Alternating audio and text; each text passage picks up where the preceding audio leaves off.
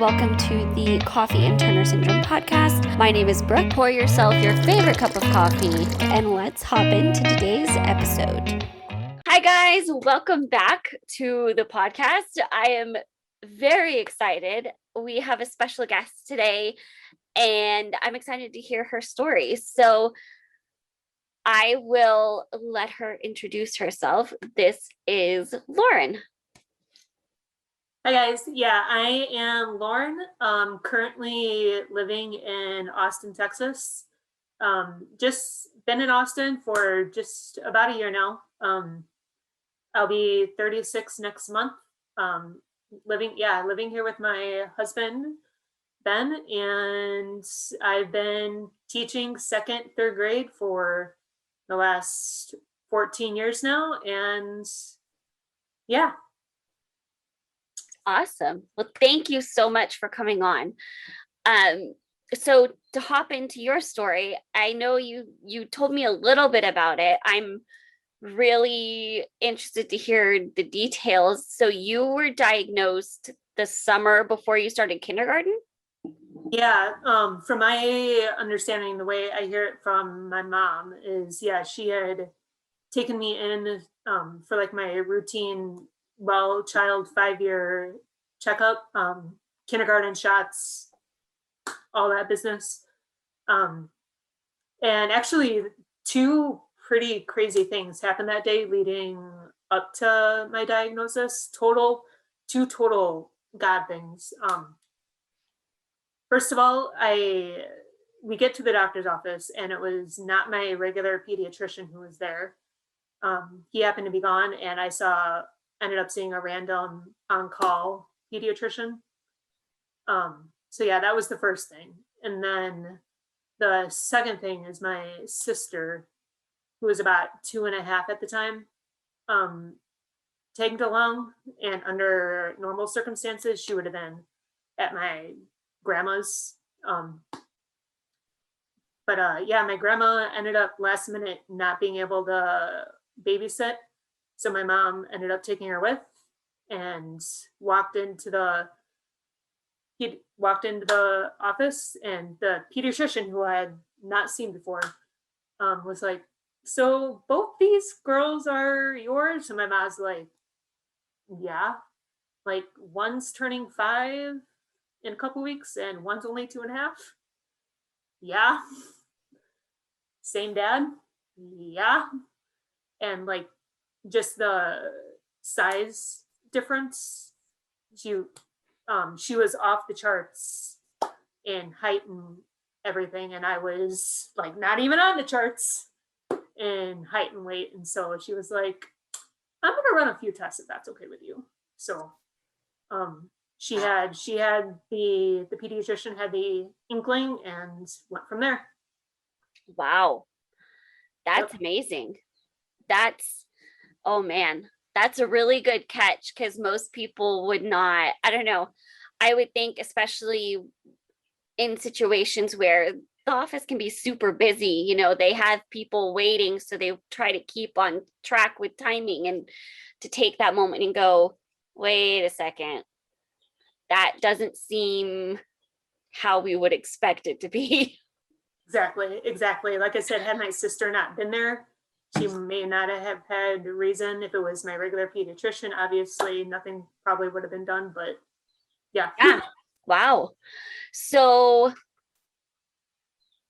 I'm assuming the testing was a blood test for a karyotype? Karyotype, yeah. So are you classic or are you mosaic? Mosaic. Okay. Yeah. That's the most common diagnosis I hear for not at birth is mosaic. Mm-hmm. It varies. There's kind of a pattern, but not really a pattern. So there's not a real statistic or anything on this, but I just find things can be so subtle, right, that it's those cases that end up getting diagnosed so much later. Which is really unfortunate because Turner's is exactly one of those things. The earlier it's caught, the better it is in the long run. And yeah, early detection definitely is key for sure. Absolutely. So what ways has Turner syndrome affected you so far? Hypothyroidism is something I still get checked out. Thyroid, it is something I'm still medicated for. When I was younger, I don't know if this is necessarily a Turner's correlation or not, but when I was younger, for probably between ages of like 8, 9 till about 11, 12, treated for ulcerative colitis. Don't know if it was just a situation where I just outgrew that, or what, but I haven't been treated for that for probably almost 25 years now. But yeah, hypothyroidism is probably the biggest thing, apart from obviously infertility and all that goes with that. But yeah, hypothyroidism is a common one and a really tough one. And ulcerative colitis, I don't know how many people would know what that is. I've heard of it because I follow Danielle Walker. Okay. Who's the blogger that does Against All Grain. And that's the autoimmune disease she has. So for those that don't know, it's an autoimmune condition. You might have a better way of describing what it is if you want to share. Yeah, essentially, I mean, it's all colon related.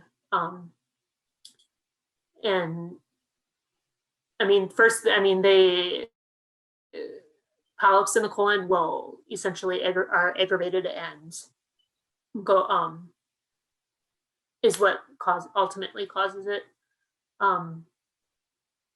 But yeah, thankfully, like I said, it's something I don't know what other way to say it is, that I just outgrew it or whatever. But yeah, I haven't really had to monitor my diet much. Ironically enough, I actually went to the endocrinologist today, actually. And I usually, for last 10, 15 years, I've only gone once a year. But she wanted to get me tested for celiac. And I was just like, I can, but I don't know if I necessarily want to pay for it. Like, I have no reason to think I have it. Who knows? I mean, maybe I did have a touch of it when I was younger and just learned to adjust. I don't know, but yeah, some of those things can be tricky. Ulcerative colitis, I know a lot of it, from my understanding, is fighting inflammation. And so the biggest way that changing your diet is supposed to help is keeping inflammation down, making sure that the foods you're eating aren't causing more and all of that. But I think the symptoms can be similar to celiac. So it's an interesting connection. Me personally, I've gone back and forth with whether I think I am just gluten intolerant and just don't do well with it, or if I'm celiac. And I have not been brave enough to have the test. I hear ya. I had the blood test. It came back negative, but I've learned since that might not be trustworthy. That's interesting, because usually, like, I know the mindset, if I'm going to do this blood test, pay for this blood test, I'm going to trust what this says. But that's interesting that it's not always 100% accurate. Yeah, I've heard stories that some girls that had the blood test for celiac be negative ended up being celiac later after a colonoscopy being the way to completely confirm. And I'm like, I am not brave enough yet to commit to that testing. Right. So Right. I know it would help me rule that out and know for sure, but that's just a personal thing. So The one part of your brain is like, ignorance is bliss. I'm just going to keep going with what I've been doing. So I know I tend to do better with no gluten in general anyways. So my kind of feeling is I don't think it would change how I know I should eat either way. exactly, that's the thing. Like, you can, I mean, cutting out gluten on your own, you don't need a test to tell you just to limit your gluten. Like, you can Right. just do it. Yeah. Yeah. So, okay. So the biggest things for you have kind of been Hashimoto's and a season of having ulcerative colitis. Mhm. Um, what would you say is the biggest impact it's had on your life? Um, honestly, ironically, I don't know if ironically is the word, but almost harder the older I get.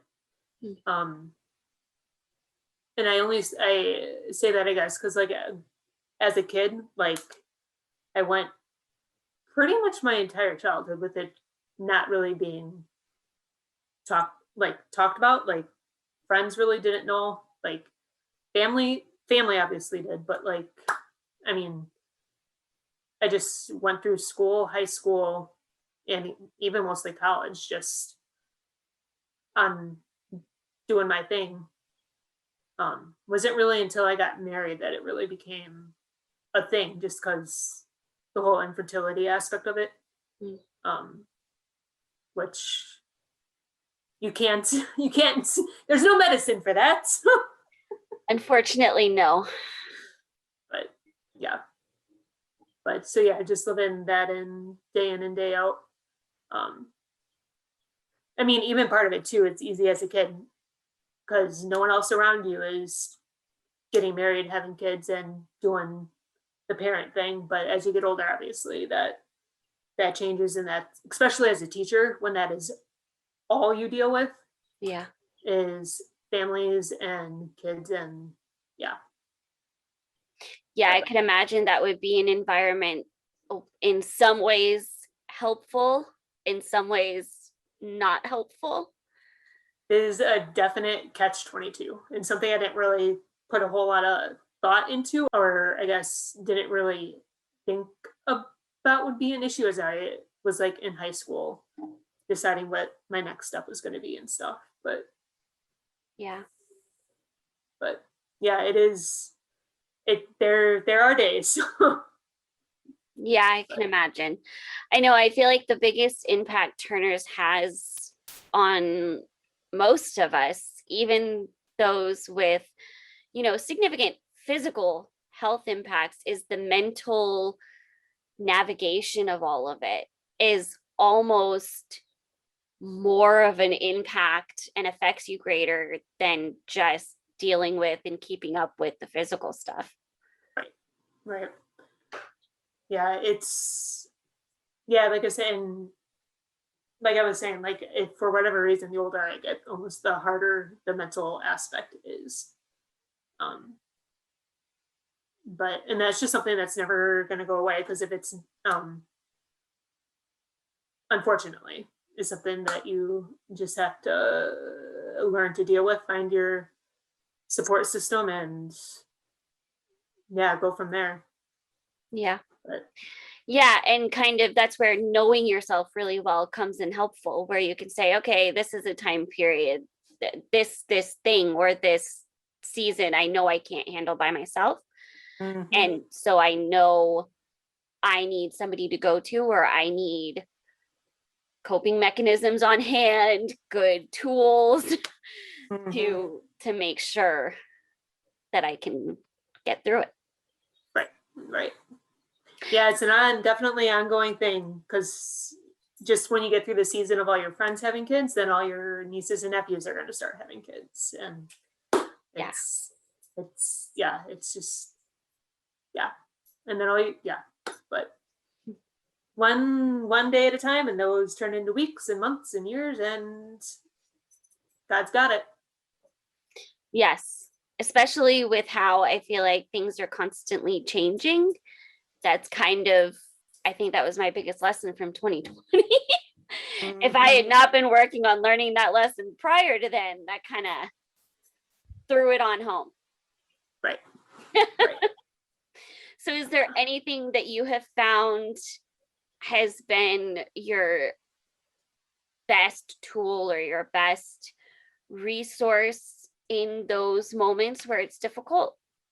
Like the best things you've seen that have helped you through it?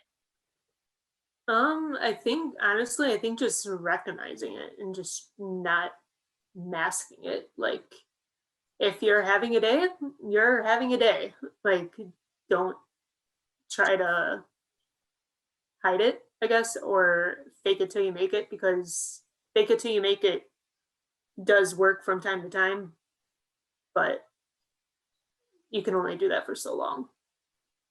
Yeah. Yeah. I try to, because I've had people in my life that, they're maybe more the type that would stuff those feelings down, that would, just want to think about something else and not stay in that and really face those feelings. And I always tried to explain they don't go away when you do that. They're Right, still going to be waiting for you, and they may have turned into something even bigger while you were gone. right, right. And that's the hard game to play with yourself is, okay, is this a time I'm capable of facing it, or do I need to give myself that break before I try to? Exactly, exactly. And I mean, just know who your people are. I mean, there are just, I guess, just find your people. Those who do are who are most likely to get it, to understand. Um, or like honestly, if you are that person who is trying to help someone who is going through infertility, like honestly, just stop talking. Like, just let them talk, and honestly, just be there. Um, Yeah, but I think the tricky part gets into when people that uh, are well meaning Mhm. but but go into the area of trying to fix it or give you solutions, and that's not usually what I'm really needing. Mostly I'm just needing to get my emotions out in a place where I feel like they'll be validated and I'll be allowed to feel however I'm feeling. exactly, exactly. Recognizing that if you are that person who's trying to help, just recognizing that it's not a fixable thing. Like Yeah. like you were saying, yeah, it's you can't fix it, so don't just let them be. Yeah. And everybody deals with it differently. Exactly. No two cases are the same. Yeah. So I am curious what your HRT routine looks like. Yeah, yeah. Well, I was on growth hormones until from when I was diagnosed as a 4 or 5 year old. Um, till I was about 16. Um, I went to the endocrinologist 3, 4 times a year, and they were really, really good about not minimizing my growth hormone doses, but not maximizing it too much, because you don't want to grow your bones too fast to where they solidify too fast, and you don't want them growing too slow at the same time, obviously. Um, so yeah, once I got through the growth hormone is when I started um, HRT, because it again, my andro was of the opinion not to be doing all of that at the same time, so he wanted to make sure I was completely done growing. So yeah, I started that at about 16, um, and it hasn't really changed much since in the last 20 years. Um, yeah, but yeah. And then according to my endocrinologist today, actually, I got about just another 10 or so years when that could fit, or 20 years, I guess, nor 15 years. I forget what she said, but normal menopausal time for normal age women. But yeah, she was, for being the first time I had went to this particular endro, she was comfortable with what I had been doing with my hormone medicines. Hey, as long as you feel good on it, I feel like that's the most important factor. Yeah, yeah. Estradiol and progesterone are the two that I've been on for the last 20 years. That's something, the different forms of, I've even experienced a difference with. But the best I've ever felt has been recently the patch for estradiol and the pill for progesterone. Okay. And I was just really excited to find it. Were you on the pill for estradiol, or was that? Yes. Yeah. Is there a huge difference, I guess, between the pill and the patch that you felt? Well, so for the first time period of when I first started HRT, I think I was 13, 12 and a half or 13 when I first started HRT. And I was on one pill of estrogen, one of progesterone. And then at one point I switched to birth control for it because it had both. So it was just one pill. And I was on that for years, kind of struggling. Sometimes I would feel great. Some I felt great on, others I didn't.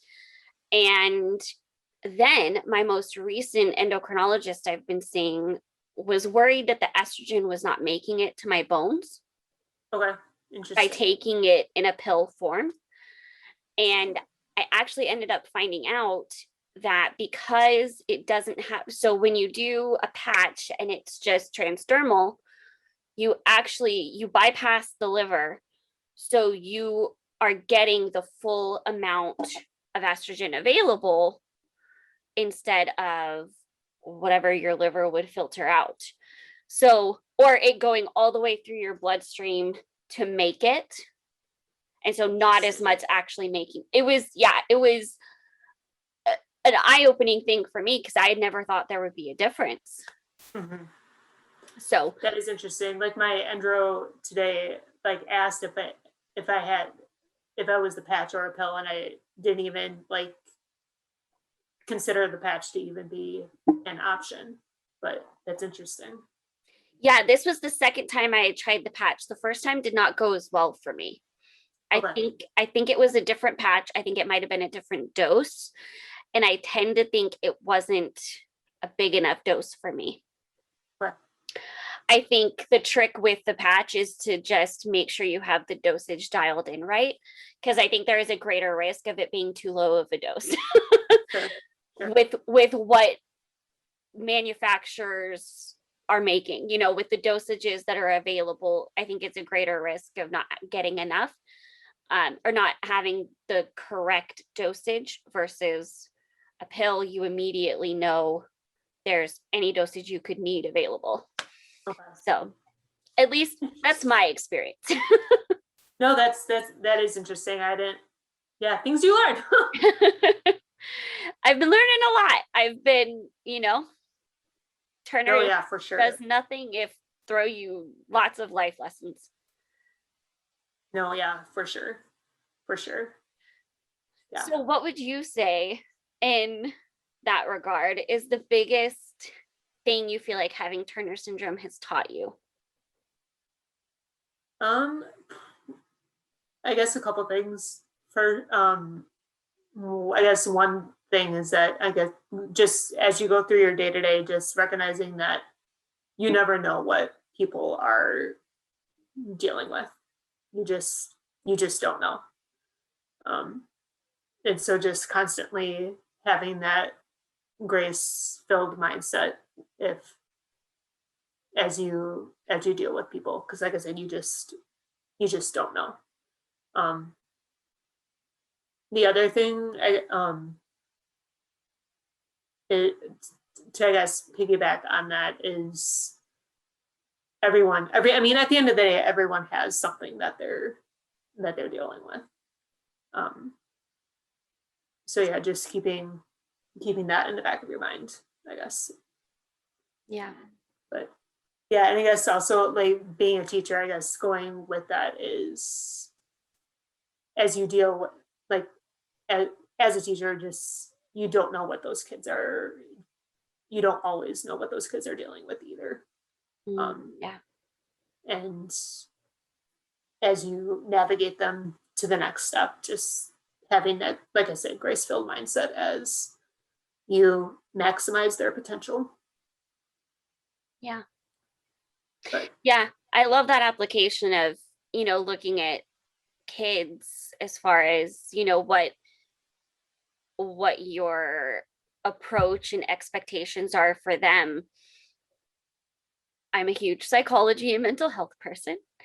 I studied psychology, so it's like just the way my brain works at this point. And there's this idea of looking at yourself, well, it's talked about as the inner child, where you kind of question, okay, how are you treating your inner child? I think the biggest thing that idea tells me or shows me is how are we treating ourselves versus how we would treat somebody else. Like if we're able to give somebody else so much grace, so much patience and understanding, we also should be able to give some of that to ourselves. Which is easier said than done. Absolutely. Absolutely. It's something I'm constantly reminding myself that no, it is okay to give yourself that. It's self-care is not selfish. No. Nope, especially when your job entails with dealing with a lot of people. Oh yeah. All the time. Yeah. Yeah. But yeah, you can only take care of them as well as you take care of yourself. Yes, absolutely. And I think there's been this trend of self-care being trendy in the way that's, bubble baths and 3-hour spa nights and all of these major things. And I'm like, no, self-care can be, I took a 10-minute nap today. Yep. And it really helped. Oh, my people will know if I don't get my walk in. Good. Yeah. So I feel like for me, especially lately, it's been a huge thing of trying to implement that more to help me deal with everything, both Turner stuff and just life. Yep. Yeah. So.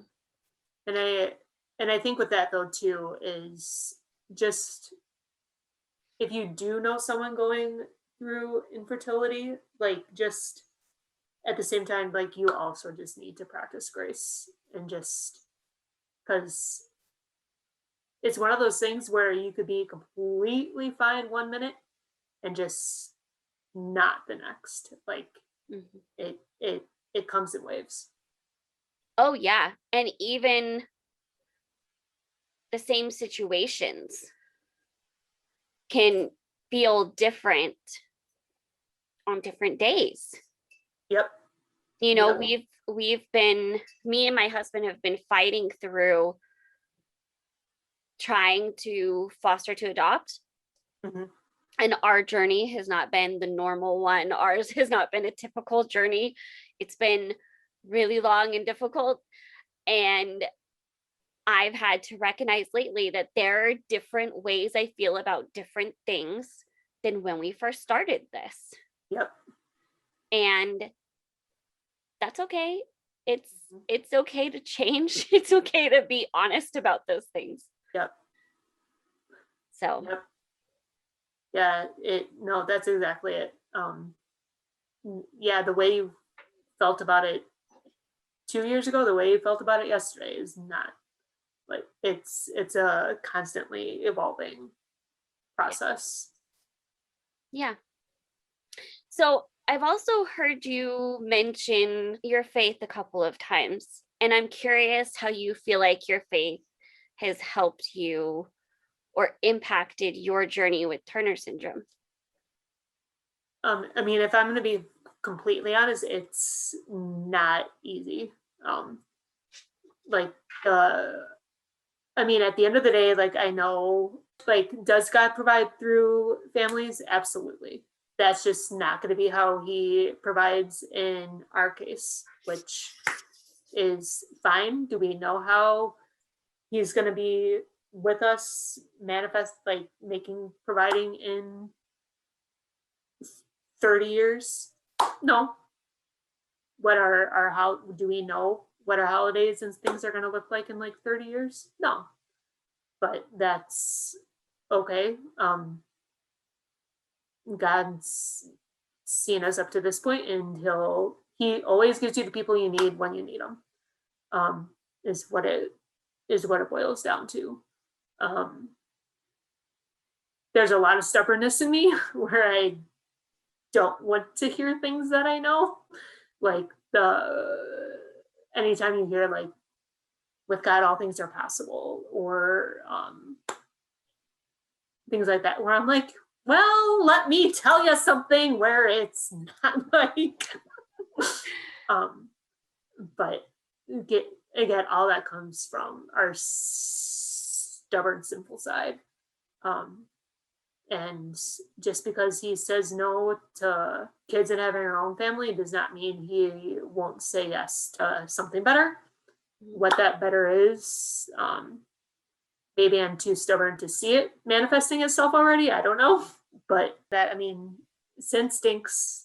And I am very thankful I know the antidote for sin. And just knowing that one day our bodies will be made whole is an awesome thing.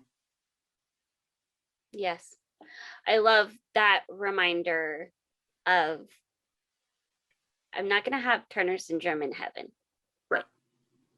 And that's a lovely thought. Yep. It's not even like it's so ingrained in your head. Like, I don't even know what that's like. I know. I wouldn't even know what life without it will feel like, but I know it'll feel good. Yep. I know that much. Yep. And I think I totally have those moments too, where it's like, no, but I don't want that. I don't like that. No, that's like, no, thank you.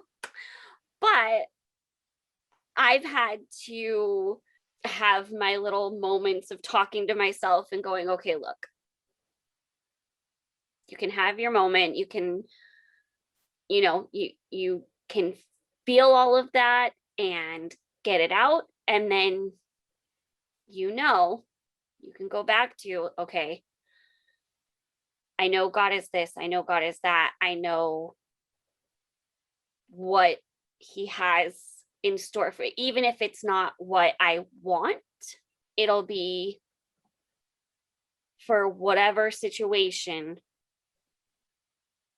the correct way for things to go, even if it's not what I would want. Right. But that's the most hardest thing to let go of and just accept. Yep.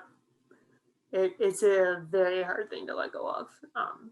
At the same time, you just got to remember, like, just as a parent doesn't give their kid everything that they ask for, God's not gonna give us everything that He asked for. And like I said, there's a reason. Do I always know what those reasons are?